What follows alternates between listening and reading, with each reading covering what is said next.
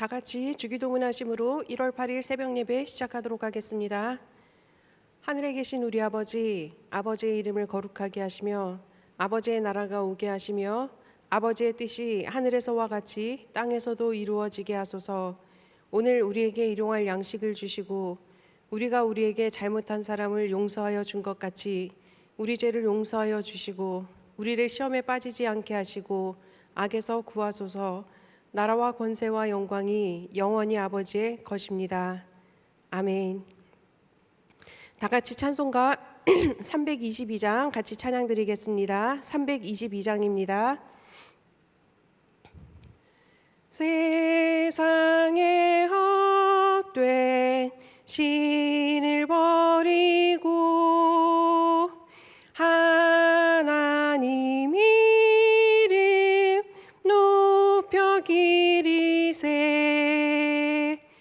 온 천하 백성 모두 나와서 다 같이 하나님만 섬기세. 세상에 헛된 우상 버리고 인간의 모든 부귀영화와 거짓과 불의 모두 버리고 온전히 하나님만 섬기세. 주님의 백성 서로 헤아려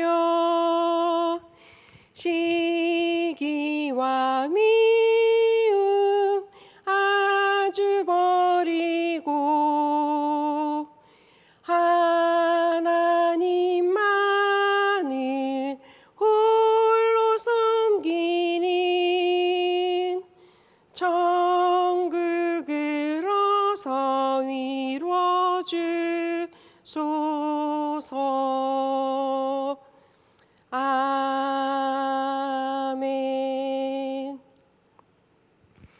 다 같이 기도하겠습니다. 살아계신 하나님 아버지, 귀한 하루의 첫 시간을 하나님 앞에 드립니다. 하나님께서 만나주시고 말씀하여 주시옵소서. 감사드리오며 예수님 이름으로 기도합니다. 아멘. 이 새벽 하나님 앞에 나오신 우리 사랑하는 모든 부천동강 가족들 그리고 성도님들을 예수님의 이름으로 축복합니다. 오늘 우리가 같이 나눌 말씀은 계시록입니다. 요한계시록 17장 14절에서 17절까지 말씀인데요. 제가 가지고 있는 성경으로는 415면에 있습니다. 계시록 17장 14절에서 17절까지 말씀입니다. 제가 말씀을 봉독하도록 하겠습니다. 그들이 어린 양과 더불어 싸우려니와 어린 양은 만주의 주시오 만왕의 왕이심으로 그들을 이기실 터이요 또 그와 함께 있는 자들 곧 부르심을 받고 택하심을 받은 진실한 자들도 이기리로다. 또 천사가 내게 말하되 내가 본 바 음녀가 앉아있는 물은 백성과 무리와 열국과 방언들이니라. 내가 본 바 이 열불과 짐승은 음녀를 미워하여 망하게 하고 벌거벗게 하고 그의 살을 먹고 불로 아주 사르리라.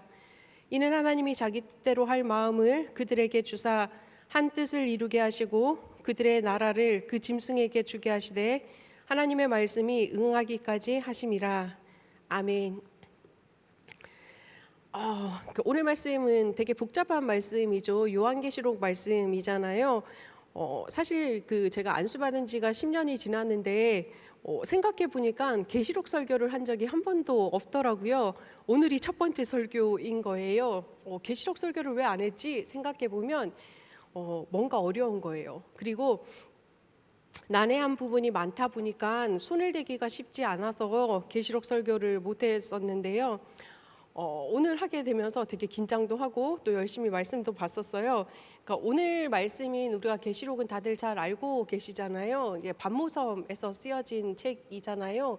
요한이 나이가 들어서 반모섬에 들어가서 하나님의 환상과 계시를 보고 쓴 책이 요한계시록이라는 것 알고 있는데 제가 말씀을 묵상하면서 어떤 느낌을 받았냐면 요한 인생이 참 쉽지 않았잖아요. 예수님의 제자로 살아가면서 고난도 있었고 고통도 있었고 또 어쨌든 가장 오래 남아 있던 제자 중 한 명이었잖아요. 그리고 반모섬이 되게 특수한 지역이었어요. 제 친구가 터키에 선교사로 나가 있는 친구가 있는데 그 친구가 그랬거든요. 반모섬을 가려면 날을 엄청 잘 맞춰야지 들어갈 수 있는 곳이라고. 신비스러운 섬이래요.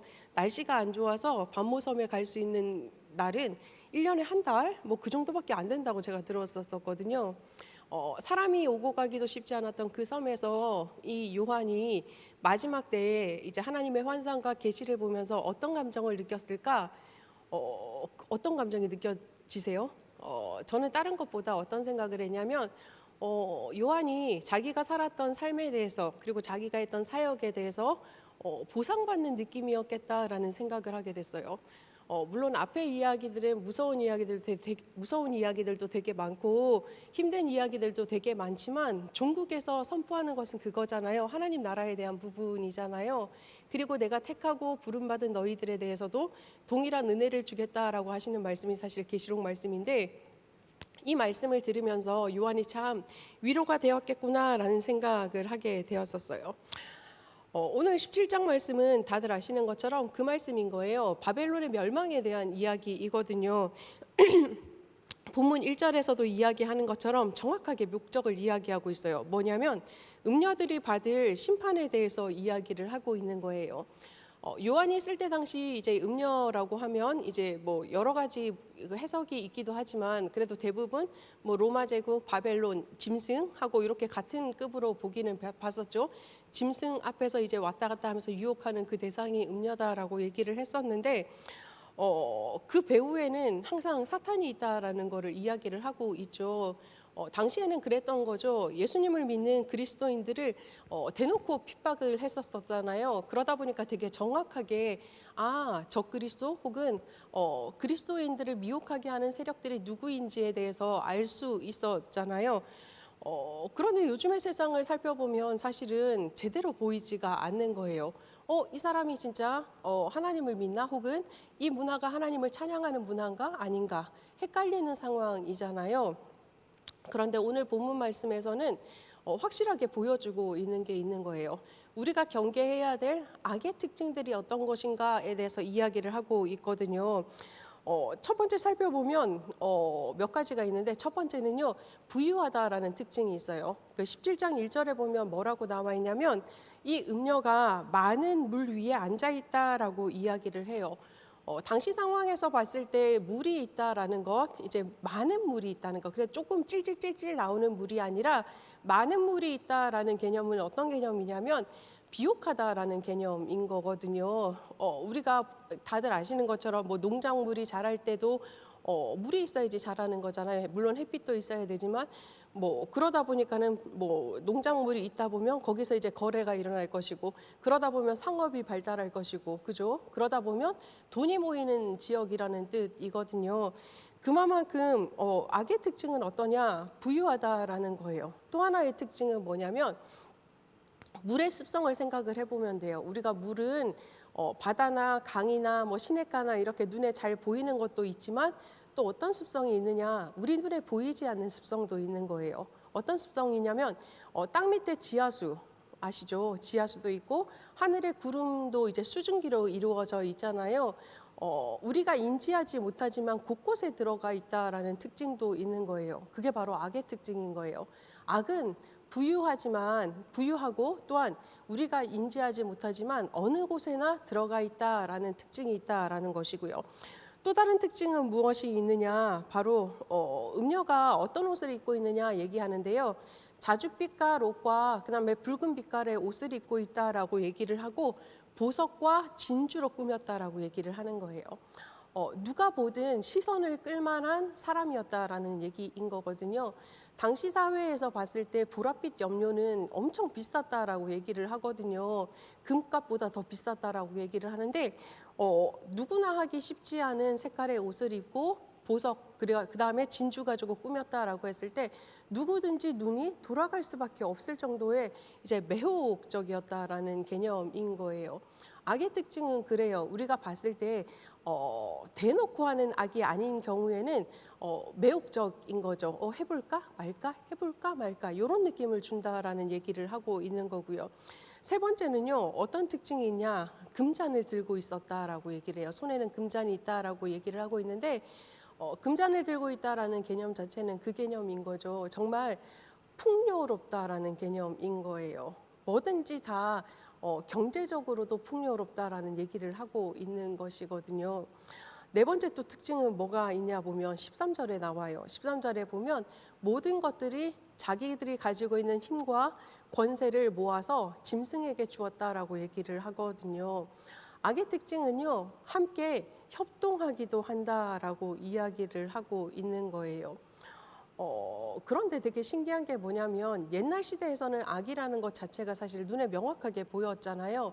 당시 예수님을 핍박하던 로마가 있었고 이스라엘 사람들을 핍박하던 바벨론이 있었고 뭐 그렇게 볼 수 있는데 요즘 세상에서는 사실 그렇게 대놓고 있는 것이 아니거든요. 그런데 아까 제가 이야기했던 것처럼 이 악의 특징들이 우리가 인지하지 못하지만 곳곳에서 드러난다라는 거예요. TV를 켜보고 요즘에 많이 보는 이제 유튜브를 보기도 하고 혹은 우리의 가치관 속에서도 이런 악의 특징들이 나타난다라는 거예요. 어떤 특징이 있느냐? 그런 이야기를 하죠. 요즘에 이제 제가 그 초등학생들 뭐 요즘에 이제 코로나 때문에 우리가 비대면 예배니까 자주 만나지는 못하지만 이전에 만날 때 친구들한테 야 친구들아 너네들은 뭐가 되고 싶니? 라고 했을 때 아이들의 대부분의 대답이 뭐였냐면 유튜버가 되고 싶어요. 돈을 많이 벌고 싶어요. 라고 이야기를 해요. 아이들이 나는 정말 신실한 그리스도인이 되고 싶어요. 아니면 착한 일을 하는 사람이 되고 싶어요. 라고 하는 친구들을 거의 만나지 못했던 거예요. 제가 아는 이제 그 친구들 중에서 저희 조카가 어렸을 때 이제 지금은 13살이지만 7살 때 유치원 다닐 때 제가 그 조카 친구들한테 어떤 얘기를 들었냐면 그런 얘기를 하는 거예요. 저희 조카가 한 날 돌아와서 저한테 고모 우리 집은 전세야 월세야 아니면 자가야 물어봐요. 그래서 전세는 뭐고 월세는 뭐고 자가는 뭐니? 라고 물어봤더니 유치원 친구들이 물어봤대요. 너네 집은 전세니? 자가니? 월세니? 그리고 너네 집은 몇 평이니? 너네 집 차는 뭐니? 아빠 직업은 뭐니? 이런 걸 물어봤다라고 얘기를 해요. 그러니까 제가 되게 어이없어 했거든요. 그러니까 그게 중요한 게 아니야라고 얘기를 하고 넘어갔었는데 그것이 우픈 현실이긴 하지만 우리들의 시대상을 보여주고 있는 거예요. 매체나 혹은 우리 생각이나 우리의 이제 영향을 주는 여러 가지 것들이 그렇게 얘기를 하는 거죠. 부유하면 괜찮아져, 부유하면 행복해져라고 얘기를 하고 있죠. 그리고 지하철 광고 중에서 우리 보면 지하철 타고 다니실 때 보면 광고 중에서 병원 광고들 되게 많잖아요. 병원 광고들 중에서 어떤 게 월등하게 많이 보이는 줄 아세요? 제가 그저께 그 감기가 조금 심해서 약을 지으러 이제 병원을 가려고 했는데 저희 집 근처 병원을 쫙 둘러봤는데요. 어떤 병원이 가장 많은지 아세요? 피부과, 성형외과요. 피부과와 성형외과가 왜 많을까? 지하철에 왜 그런 광고를 많이 할까? 사람들은 그러는 거죠. 날씬하고 이쁘면 행복해질 수 있어. 몸이 좋아서 몸매가 좋은 사람들은 행복해질 수 있어라고 계속적으로 이야기를 하고 있는 거죠. 그 말은 무엇이냐? 우리가 그런 곳에 노출이 되어 있다라는 것, 부유하면 괜찮아, 부유하면 행복해질 거야. 아름다워지면 괜찮아, 아름다워지면 행복해질 거야. 화려해지면 괜찮아, 화려해지면 행복해질 거야. 라고 우리가 그 이야기를 들으면 우리에게 어떤 영향이 있을까요? 그렇게 생각하든지 말든지 상관없어. 그렇게 생각할 수 있는 사람들이 과연 몇이나 되겠어요? 대부분의 우리들은 사람인지라 귀가 있고 눈이 있고 또 느끼는 게 있는 사람이고 게다가 감정이라는 것이 있다 보니까 어떤 현상이 벌어지느냐 부유하지 못한 내가 초라해지는 거죠. 그리고 아름답지 못한 내가 부끄러워지는 거예요. 그리고 내가 화려하지 못한 내가 되게 가치 없음처럼 느껴질 수밖에 없거든요. 그 말은 무엇이냐? 악의 영향은 이렇게 나타난다라는 거예요. 드러나기에 딱 봤을 때 현실적으로 아름답고 보암직도 하고 가지고 싶기도 하지만 결국 나에게 돌아오는 것은 무엇이냐? 허무함과 절망함과 나 자신의 무가치함밖에 없다라는 거예요. 그런데 놀랍게도 사도 요한은 이미 계시록에서 그 이야기를 하고 있거든요. 오늘 본문에서 보면 13절에 13절은 아니고 오늘 본문에서 무슨 이야기를 하고 있냐면 16절에서 보면 음녀를 통해서 짐승이 많은 사람들을 혹하게 만드는 거예요. 그래서 꼬시고 내 쪽으로 데리고 오게 되는 거죠. 짐승 쪽으로 데리고 오게 한 후에 어떻게 되냐면 16절에는 그렇게 나와 있어요. 짐승이 음녀를 미워하여서 불에 살랐다. 발음이 이상하죠. 불에 태웠다. 제 표현으로 불에 태웠다라고 이야기를 하는 거예요. 그 말은 무엇이냐? 악의 특징은 그런 거예요. 자신의 목적을 위해서 사람들을 이용을 하고 여러 가지 것들을 이용을 하지만 수단으로서만 이용을 하는 것이지 그것이 어떤 가치로움이냐 목적 자체가 되지 않는다라는 것을 이야기하고 있는 거예요. 우리나라 지금 우리 현실로 돌아보자면 그건 거죠. 나의 무가치함, 나의 부족함, 나의 연약함 혹은 내가 이제 약간 절망감을 느끼게 되면 우리들이 어떻게 될까요? 나는 하나님이 이제 그 나한테 돈을 안 주셨으니까 하나님한테 매달려서 더 돈을 구해야지라고 생각하지는 않을 거거든요. 대부분의 사람들은 그러잖아요. 왜 하나님은 나한테 저런 것도 주시지 않지? 나는 열심히 예배드리고 나는 열심히 하나님 믿는데 그런 마음이 사실 대부분이잖아요. 결국은 이 노출된 악에 의해서 우리들은 어떤 모습을 가지게 되느냐? 하나님으로부터 점점 멀어지게 된다라는 거예요. 동시에 하나님께서 하나님의 한 분밖에 없는 독생자이신 예수님을 누구를 위해서 주셨죠? 바로 나를 위해서 주셨잖아요. 그 말은 무엇이냐? 나의 가치로움은 돈으로 환산할 수 있는 것이 아니다라는 거거든요. 세상 어떤 것을 준다 한들 억만금을 준다 한들 하나님께서 우리한테 우리랑 바꾸자 하시면 바꾸시겠어요? 안 바꾸실 정도로 우리는 소중한 존재이고 가치로운 존재다라는 거거든요. 그런데 그 가치로움을 내가 잊어버릴 때 다른 것들한테 영향을 받아서 그 허황된 것을 따라갈 때 내 가치로움은 떨어지게 되는 거죠. 그러다 보면 괜히 하나님한테도 멀어지게 되고 점점 절망 속으로 들어갈 수밖에 없다라는 거죠. 우리들이 참 약하죠. 세상을 살아가기 때문에 참 쉽지 않다라고 여겨지잖아요. 그러면 우리가 생각해 볼 건 그건 거예요. 아까도 제가 이야기했지만 모든 악한 것들은 자신의 힘과 권세를 짐승한테 몰아주고 있다라는 거죠. 그 말을 들으니까 되게 어마무시하잖아요. 우리가 항상 영적으로 싸워서 이겨야 될 대상은 눈에 보이지 않아서 답답하기도 하지만 내가 가지고 있는 능력이나 권한보다도 훨씬 크기 때문에 내가 할 수 없다라는 생각이 들 수 있다라는 거죠. 그런데 오늘 본문 말씀 제가 아까 읽어드렸던 말씀에서는 굿뉴스를 이야기를 해주는 거예요. 어떤 굿뉴스냐? 첫 번째는요. 그 말인 거예요. 만군의 주 대신 어린 양께서 승리하신다라고 이야기를 하고 있어요. 우리 생각에 그렇잖아요. 그래. 하나님이 승리하시는 것, 예수님이 승리하시는 것 당연해라고 생각할 수 있지만 거기에 더하여 뒷말이 더 예술적인 부분인 거예요. 그러면서 그 어린 양만 승리하는 것이 아니라 누가 같이 승리를 하느냐? 어린 양으로부터 부르심을 받고 택하심을 받은 사람도 함께 승리한다라고 이야기를 하는 거예요. 그 말은 무엇이냐? 나는 비록 약하고 유혹에 약하고 그다음에 이제 되게 뭐 어쩔 때는 절망하기도 하고 어떨 때는 믿음이 뭐 이제 부실한 사람이기도 하지만 내가 영적인 싸움에서 승리할 수 있는 근원이 무엇이냐? 바로 어린 양이다라고 이야기를 해주는 거예요. 내 힘으로 할 수 없지만 나를 부르시고 택하셔서 자녀 삼으시고 또 영적인 전쟁터에서는 영적인 군사로 삼으신 그 하나님으로 말미암아서 내가 이 세상에서 힘든 악 자체 거대해 보이는 그 악도 싸울 수 있다라고 이야기를 하고 있는 것이고요. 두 번째 굿뉴스는 무엇이냐? 오늘 제가 또 읽었던 말씀 중에 있는데요. 하나님께서 이 짐승들한테 사탄이죠. 이 악의 세력들한테 하고 싶은 대로 하라고 이야기를 줬는데요. 연한이 있는 거예요. 그때가 이를 때까지만이라고 얘기를 하는 거예요. 그 말은 무엇이냐? 모든 것을 주장하시고 이끄시는 분이 하나님이시고 그다음 그 악조차도 하나님의 관리 안에 있다라는 이야기를 해주는 거예요. 연한이 있다라는 이야기인 거거든요.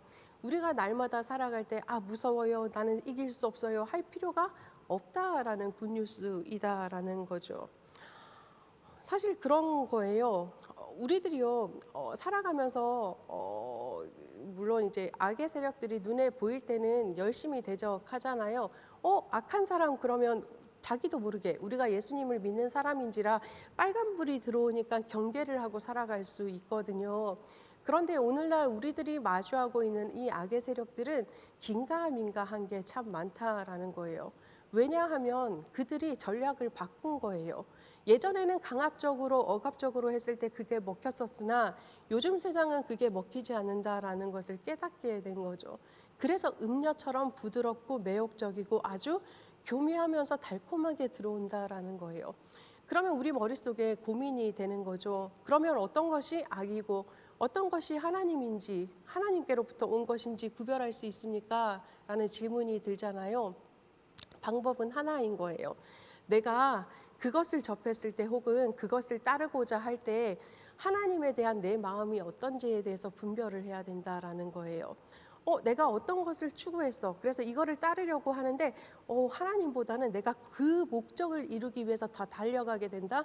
그러면 대부분은 악의 영향인 거죠.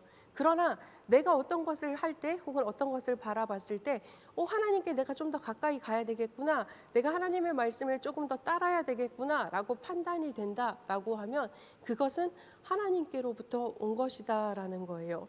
이렇게 분별하고 판단을 한 후에 그럼 우리는 어떻게 해야 되는 것인가? 분별하고 판단하는 것에서 끝나면 되는 것이 아닌 거예요.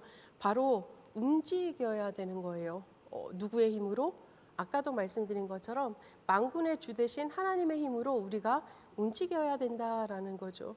그래야지 우리가 이 세상 속에서 하나님께 부름받고 택함받은 자들로 올바르게 살아갈 수 있고 행복하게 살아갈 수 있고 결국은 하나님께서 우리에게 허락해 주신 하나님 나라를 살아갈 수 있는 방법이다라는 거예요.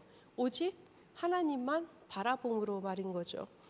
사랑하는 부천동강 온 가족 여러분, 우리들은 참 연약하죠. 눈에 보암직하면 누구나 다 손이 저절로 가죠. 그 창세기에 나오는 아담과 여자도 사실 뭐 처음부터 선악과 먹고 싶었겠어요? 그렇지 않았죠. 막 꼬시는 이야기를 들으니까 눈이 가지게 되고 눈이 가니까 자기도 모르게 손이 간 거예요. 우리도 똑같죠. 유혹에 약하고 악에 넘어가기 쉬운 존재죠. 그러나 우리가 기억해야 될 것이 있는 거예요. 무엇이냐면 그들도 아담과 그 여자도 기억해야 되겠지만 그 상황에 놓여 있는 똑같은 인간인 우리가 기억해야 될 것은 무엇이냐면 우리에게는 세상이 알 수 없는, 세상이 이길 수 없는 놀라우신 힘의 근원이 있다라는 것을 깨달아야 되는 거예요. 그분이 누구다? 바로 하나님이다라는 거예요. 그 하나님 앞에 우리가 날마다 나아가면서 하나님, 오늘도 하나님의 뜻대로 살아가기를 원합니다. 하나님, 내 삶이 하나님을 따라가기를 원합니다. 그렇게 날마다 하나님 앞에 부복하면서 하나님의 뜻을 구하면서 나아갈 때 어떤 기적이 일어날 것이냐? 바로 그 놀라우신 하나님의 능력이 내 삶을 통해서 고스란히 나타나게 된다라는 것을 기억하셔야 된다라는 거죠. 오늘 하루 살아가실 때 하나님, 정말 내 힘이 아닌 하나님의 힘으로 살아가게 도와주시고 내 눈이 혹은 내 마음이 바라는 대로 살아가는 것이 아니라 하나님의 뜻대로 살아가는 제가 되게 해주십시오라고 기도하시고 살아내시기를 축복합니다. 그래서 오늘 하루는 정말 내가 여태까지 살면서 누려본 적이 없을 만큼의 놀라우신 하나님의 나라를 충만히 누리시고 살아내시는 하루 되시기를 예수님의 이름으로 축복합니다. 우리 같이 기도하겠습니다. 만군의 주 되신 하나님 아버지, 오늘 하루 살아낼 때 내 눈이, 내 마음이, 내 생각이 보기에 괜찮은 것들에, 화려한 것들에, 부유한 것들에 흔들리지 않게 하여 주시옵소서. 대신 내 시선을 하나님께 맞추고 내 마음을 하나님으로 채우며 내 생각을 하나님 앞에 드림으로 하나님께서 이끄시는 대로 살아가게 하여 주시옵소서.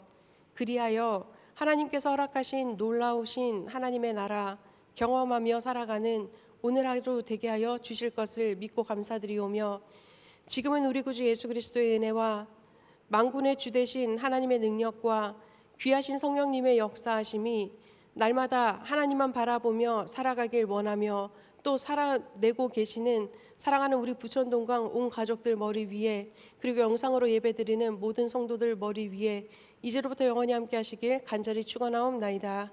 아멘.